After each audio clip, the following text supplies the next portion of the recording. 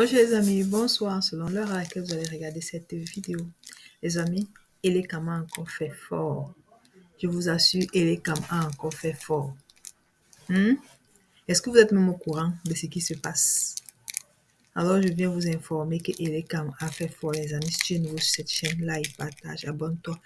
N'oublie pas de cliquer sur la cloche de notification pour ne pas rater les prochaines informations. Je vous dis les amis. Ils nous ont dit, on a dit appliquer l'article 80. Ils ont dit non, on ne veut pas appliquer l'article 80, on fait ce qu'on veut. Ils ont dit, ok, voilà, le site, il est sécurisé. Le président du conseil de l'ECAM a dit que non, le site est sécurisé. Et ils ont dit, vous pouvez aller consulter. Les gens sont allés consulter. Et on a vu alors la magie, les amis. Écoutez la suite de la vidéo pour découvrir vous-même le poteau rose. C'est pour ça qu'il nous faut la liste nationale, la liste électorale nationale. Il nous faut cette liste-là. Oui, il faut cette liste-là pour pouvoir, n'est-ce pas, regarder tous les doublons, même tous ceux qui sont déjà morts et qui sont dans la liste-là. Écoutons la suite de la vidéo, les amis. Écoutons. Le général.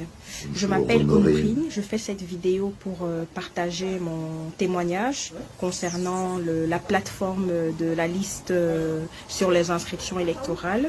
Donc moi je me suis inscrite en 2012. Je me suis inscrite sur les listes en 2012. C'était à Yaoundé, au quartier Mélène.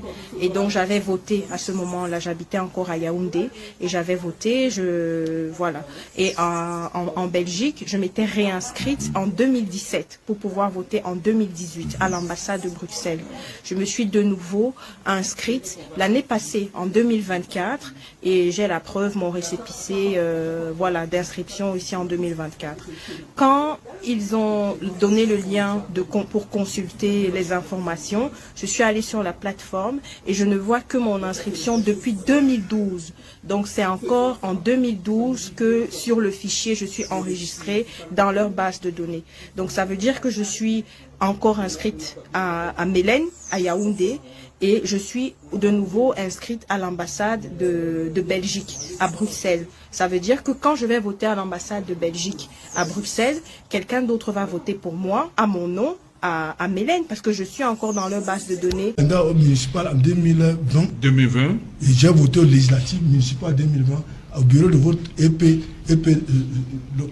ça c'est 2020. Vous avez voté à Logbesu en 2020. C'est ça mon bureau de vote. Est-ce que vous êtes reparti à... Non, puis moi j'avais remis, quand vous inscrivez, vous remettez votre carte.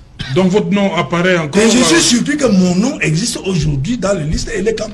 Il y a deux problèmes que cela se fait. Elekam précédent. Oui. Précédent. Bureau précédent. Donc c'est hier que j'ai eu à capturer cette image. Oui. Et que je retrouve mon nom dans le fichier Elekam. C'est-à-dire quand vous entrez dans le système d'Elekam qui donne la latitude aux inscrits, aux électeurs de vérifier, vous tombez sur ces informations. Comment un électeur peut se retrouver deux fois dans deux listes différentes? C'est incroyable alors qu'ils disent que le système est biométrique. Il y a un problème. Ça veut dire que le système n'est pas biométrique. Et c'est ce que nous avions battu campagne en 2000 avant, que c'est une biométrie. C'est pour ça que nous avions surnommé ça à l'époque, quand j'étais encore dans le 11e. Donc ce n'est pas biométrique.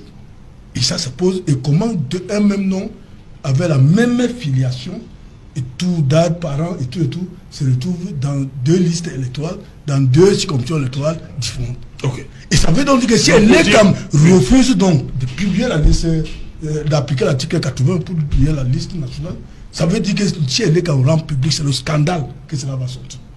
Et je mets Elekam à défi de la publier. Vous allez voir, ça sera un scandale. Mais voici, voilà un exemple.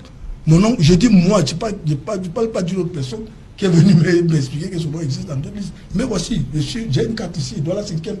J'ai une autre. Constaté, ainsi que des manœuvres d'Elections Cameroun pour fausser le jeu électoral. Les responsables de l'organe chargé des élections de leur côté réaffirment leur engagement en faveur de la transparence et de la crédibilité des élections à venir. Théophile Chouke et Kevin Thiogo. Ce site est inaccessible. Message affiché ces dernières heures par la plateforme numérique d'Elections Cameroun aux potentiels électeurs qui souhaitent consulter leurs inscriptions.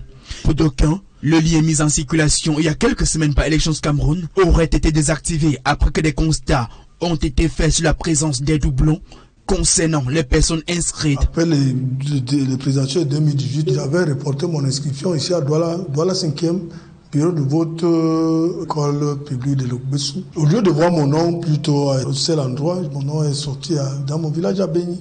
J'ai trouvé ça curieux, dans 2 circonscriptions électorales différentes. Nous avons le cas d'une jeune Camerounaise inscrite en Belgique, qui était, avant de quitter le Cameroun pour la Belgique, inscrite ici au Cameroun et qui a vérifié sur le site Elecam par ce lien.